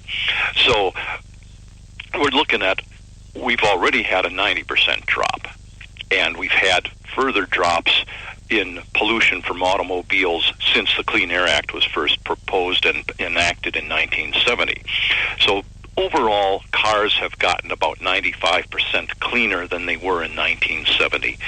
This particular regulation, which EPA claims, of course, is going to save $19 billion a year in health care costs, is really going to do no such thing. All those costs are highly exaggerated. They amount to a piddling amount of like 1 part per billion in rush hour from emissions from automobiles. So the health benefits are really pretty illusory, and the cost is going to be pretty steep for no health benefits. Well, now you talked about the cars eliminating about 99% of the pollutants, but there's others that have also eliminated pollutants. So there's a whole across-the-board industry cleanup. Can you kind of explain what that cleanup looks like to Americans? Well, everything from power plants to factories to cars, even our own homes, are emitting a lot less pollution than they were 40, 50, 60 years ago. And you look outside, it's rare that you see any kind of pollution. You get some around certain cities during rush hour, especially around the highways, but it's way below what it was. We've paid a lot for that. It's been to our huge benefit to have the healthier air. But you reach a point where you're really not improving anything more, not significantly, not noticeably, not even measurably, for the cost of tens of billions of extra dollars. And that's only part of it. The big issue for me is you have to look also not just at the alleged benefits of these regulations, but also their costs to human health and welfare. Because what EPA is doing now is promulgating hundreds and thousands of regulations that are affecting our jobs, our economy, layoffs, the creation of new jobs, and our quality of life. There are millions of Americans who can no longer heat and cool their homes properly. They can't pay their rent or their mortgage. They can't save for retirement or college for their kids. They end up commuting to multiple jobs. Their nutrition goes down. Their sleep deprivation goes up. They have higher incidences of depression and alcohol, drugs, spousal and child abuse, and they end up with lower life expectancies. Those are the costs of these regulations, but EPA and the groups that it pays millions of dollars to every year to trumpet and rubber stamp its regulations just completely ignore all of those costs, and that's a violation of the Clean Air Act and Data Quality Act and various other laws, which require EPA to look not just at the alleged benefits of its rules, but also the costs of those rules to human health and welfare and our economy. Well, now I can see the immediate costs. When I drive up to the gas pump, there is an immediate cost, but you named some other costs that are not so easily seen. Talk about the one at the gas pump, and then tell us how, well, for instance, sleep deprivation, how does that come into these regulations? Talk to us a little bit about how you can really draw the lines. Well, I'm not sure where you draw the line exactly, but as you say, the obvious impact of the regulations is several cents per gallon added on for your cost of gasoline. But then when you start rippling all these regulations, the carbon dioxide rules, the particulate rules for power plants and so forth, you ripple them all through the economy in an economy that's already on the ropes and hasn't improved since President Obama took office, and you're talking millions of people being laid off. They can't find new jobs. Jobs are not being created. And if they're looking for work and trying to feed their families, they end up doing 2 or 3 jobs for lower pay. That means they're commuting a lot more. They're sleeping less. They eat on the run. They can't afford to eat the way they used to, as nutritiously. So they're paying on a lot of different levels, and depression levels go up.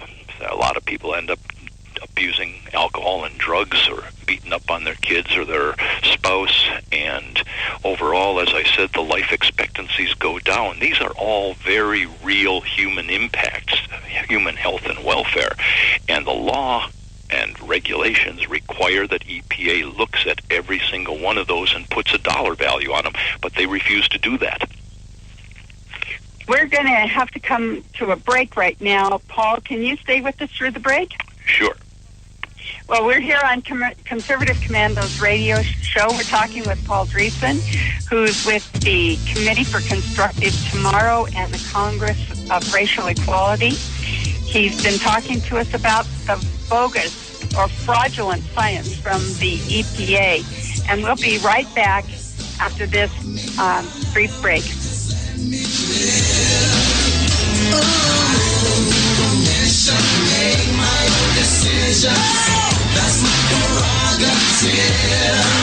They say I'm crazy, I really don't care. That's my prerogative. They say I'm nasty, but I... Oh, how I'm longing for the day when I'm back at Orchid Bay, where the silver water glistens in the sun. When is the last time you raced a small boat across wide open water? Tired of snow, traffic jams, cold weather? You need a refreshing change of scenery, a world away. The Bahama Islands have vacation rental homes and apartments. Enjoy spectacular nature in the Abacos Islands. Enjoy refreshing Caribbean beauty, fishing, snorkeling, scuba, the beach. www.enjoyabaco.com. That's A-B-A-C-O.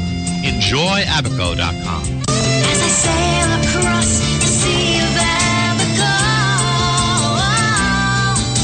smiling 'cause I know only one more mile to go. Enjoyabaco.com. Hi, this is Bob Viden, owner of Bob's Little Sports Shop in Glasper, New Jersey. I've had the opportunity to travel in many foreign countries, and I've seen what happens to people when they lose their freedom. I wrote this poem. Give us freedom was the cry as they marched throughout the night. At Concord Bridge in Trenton, for freedom they would fight.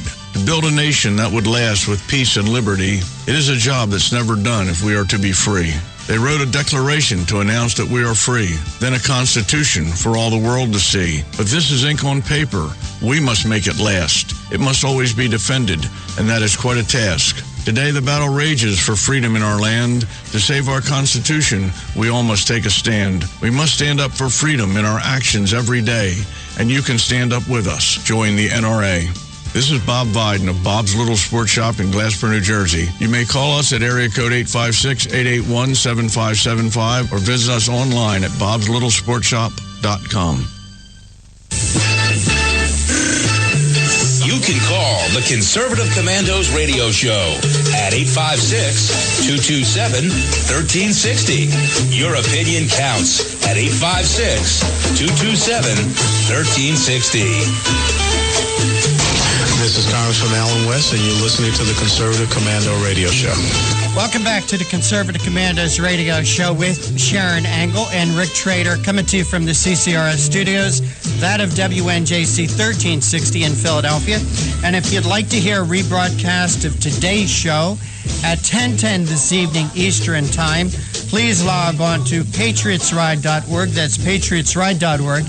Now, you can also hear a rebroadcast of yesterday's show at 5 p.m. when we end our live broadcast at cprworldwidemedia.com. And if you'd like to hear a rebroadcast of today's show tomorrow afternoon, place to find that is at vigilantlibertyradio.us. Our guest this segment is Paul Dreesen. He's a senior policy analyst for the Committee for a Constructive Tomorrow. Paul, thanks for holding through the break. We appreciate your time. I'm glad to be with you. Paul, before we get back to this EPA stuff, tell us a little bit about the Committee for a Constructive Tomorrow. What do you guys do? We are what you might call a think tank, an educational group. We focus on environmental quality and improvement, but in the context of improving people's lives and not just focusing on illusory or even real benefits to the environment, the ecology, the wildlife, but also to what needs to be done to improve people's lives all over the world, not just in America, but in developing countries as well. Paul, you know, I've called this year, I have named this year, especially this winter, 2014 and froze to death. Now, it's one of the coldest winters on record. Here in Philadelphia, it's the second snowiest winter we've had since they've kept records. By the way, the snowiest winter was just a few seasons ago. In Chicago, this is the coldest winter on record. So, Paul, I got to ask you, all this manipulation by the EPA, is it working or is it a bunch of garbage that they're shoving down our throats? Well, the famous acronym for computer modeling and work is GIGO, garbage in, garbage out. So EPA and these other groups like the International Governmental Unit on Climate Change, they have computer models. They dump in the data that they want. They have the equations that they want, and they're all designed to come out with the desired results. They input various assumptions and assertions and data, and they get the results they want to drive more control over our lives and our liberties, our livelihoods, and our living standards. So, and on top of that, they're paying tens of millions of dollars every year to environmental activist and pressure groups and to committees that advise them supposedly on these regulations. But these groups get paid because they're rubber stamping what EPA wants to do. So it's a stacked deck, and they're ignoring all the benefits of carbon and to our lives, all the carbon-based fuels that make our economy run. Our factories, our cars, our homes, everything runs on carbon. And carbon dioxide in the atmosphere makes plants grow better, our crops grow better, they're more robust, they survive droughts better, and so on. So they're ignoring all the benefits of carbon. They're creating all these phony dangers and risks from carbon-based energy, and they're ignoring all the adverse effects of their own regulations. So everything is stacked to give them more power and control over our lives, but with no accountability for anything that they screw up and any of the impacts they impose on us. It's a terrible system right now. Hey, Paul, one of the things that your article educated me on was the fact that the EPA paid the American Lung Association $20 million between 2001 and 2010, and that the EPA funnels millions to various environmental pressure groups. Why is that? Why are they giving money to these environmental pressure groups that turns around and pressures the EPA and pressures the federal government to make changes? Yes, and they also give tens of millions every year to their own advisory committees, which are stacked completely against any industry representation. They basically don't allow anybody from industry to serve on the committees, but they are stacked with people that want to rubber stamp what EPA is doing, and in exchange they get paid.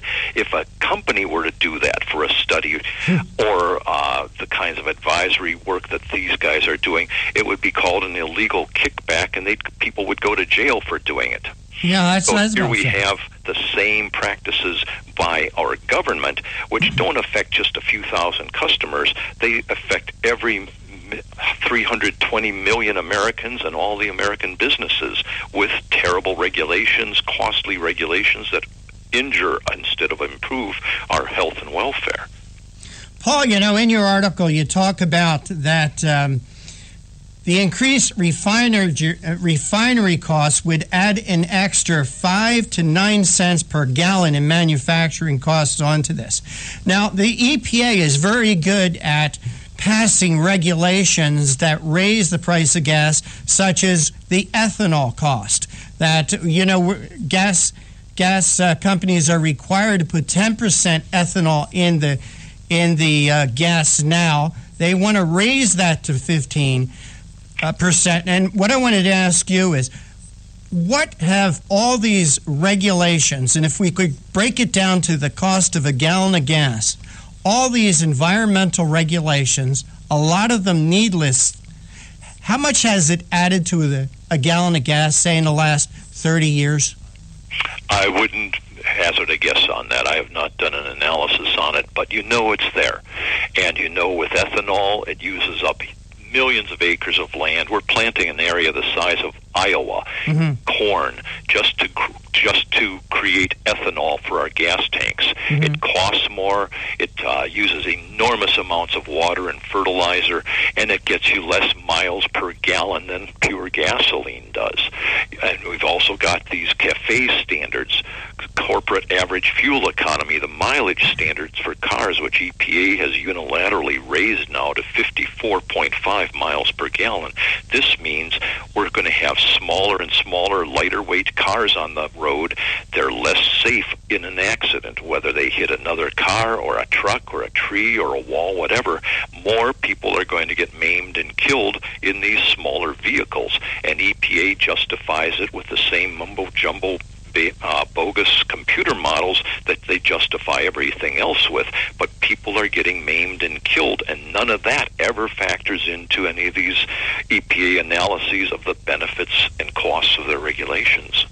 Paul, let me ask you this. What impact, or will these new regulations have an impact on the operation of the internal combustion engine? Well, the automobile makers claim that the new engines will run just fine and maybe even a little bit better with having a tiny bit less sulfur in the gasoline. That remains to be seen. But I think mostly what they're saying in the auto industry is they don't want to have one set of rules for crazy California and another set of rules for the other 49 states. So they would rather have one very onerous, costly rule for them in all 50 states. But why we should use California as the basis for our regulatory regime, crazy Californicating our entire regulatory system, when you know the impacts that they're having out there on people's lives and livelihoods and jobs. They've got among the highest unemployment rates for whites and blacks, Hispanics, and inland communities away from the Golden Coast of California of any state in the United States. They've got almost the highest electricity prices of any state in the United States, maybe with the exception of New York. And why we should let them and EPA dictate our lives and livelihoods, our regulations, our living standards is beyond my comprehension. I just can't figure it out. Paul, you know, I asked you a little while ago about the cost that these regulations have on a gallon of gasoline, but you point out here in your article that the EPA regulations impose countless billions of dollars in annual impacts on the U.S. economy. Estimates for total compliance cost for all federal regulations range to nearly $2 trillion per year. Yeah, and that's a hefty chunk of our entire domestic product. It's amazing. People just don't have a clue what this is doing to our economy, to their lives, their living standards, their health and welfare. Paul, I got a question for you. You might not be able to answer it, but whenever I talk with someone of your knowledge and stature, I always like to ask this question. Paul, I love history. And one of the things I know about the history of our planet is, in the last 100,000 years, the planet has gone through 4 major ice ages. And the last one was only about 12,000 years ago. And at that time, a sheet of ice covered North America all the way down to Princeton, New Jersey. And some places that ice sheet was over 2 miles thick. And what I would like to know, Paul, and maybe you could ask somebody at some point for me, if we are creating global warming, what were they driving 12,000 years ago? What were they heating their homes with 12,000 years ago that melted all that ice? Well, it was the fires in the caveman's caves, obviously. You know, I grew up in Green Bay, Wisconsin, and I have a rock sitting right here in front of me that shows the scratches that the last glacier made when it covered where my house is right now under one of those 2-mile thick sheets of ice. So I know, and I'm a geology, my background is geology, I know about these glacial periods, and we've had maybe 5 of them in North America, Europe, Canada, all through the whole northern hemisphere, and we also had them in much of the southern hemisphere. So they're very real. That is serious adverse climate change. It sure is. Hey, Paul, I'm sorry I got to interrupt. I was not watching the clock. I was enjoying our conversation. Give us a website where people can follow your work. www.cfact.org, CFACT.org. Paul Dreesen, Senior Policy Analyst for the Committee for Constructive Tomorrow. Got to have you back again, but we got to run right now because we're out of time. We got to run. We got to go. Take care. God bless, and we'll see you tomorrow on the radio. Thank you. It's been my pleasure. Thank you, Paul. Thank you, Sharon. Thank you.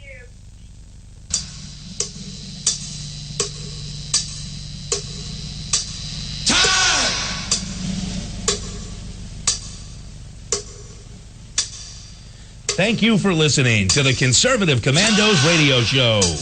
Huge thanks to our co-hosts, contributors, patrons, callers, and our friends at WNJC 1360 and WIFI 1460, where we broadcast live every Monday through Friday, 3 to 5 p.m. Eastern and 2 to 4 p.m. Central. Look for us on the internet at www.ccrshow.com. Until next time, we are the Conservative Commandos radio show, where the newsmakers go to be heard.